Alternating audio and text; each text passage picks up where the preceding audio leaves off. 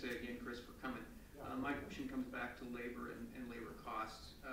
I've noticed that our state tends to have a very high minimum wage, and I think that's difficult for our businesses, but I think it also attracts people from other states to come to our state and take our jobs away from our kids and those that might need them. I think it attracts the wrong end of the labor pool to our state, and they tend to stay here.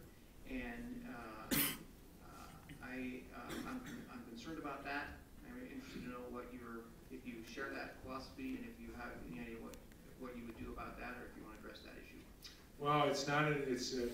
I agree with you on that issue.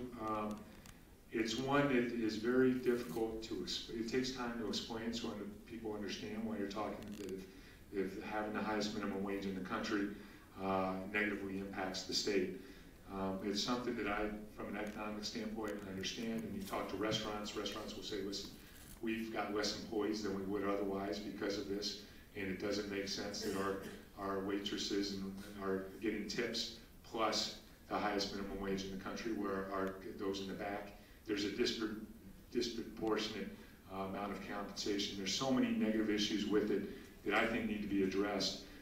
So it's something I'm not going to make a forefront campaign issue out of it, because I think it's something that's a hot button that people don't really understand. But at some point, I'm well aware of the issue, and I'm also concerned about. I'm very concerned in our state that we have an unemployment rate between ages 18 and I think it's 22, it might be 24, of 35% in our state. And in minority population, it's above 50. And what I get concerned about is if you don't learn how to work, it gets harder and harder to get into the workforce. And so I think it's and that's one area that I would like to tackle first, is to at least get a training wage going to get people so they have the opportunity to work. And I think we're really hurting our future by not doing so. All right, let's go.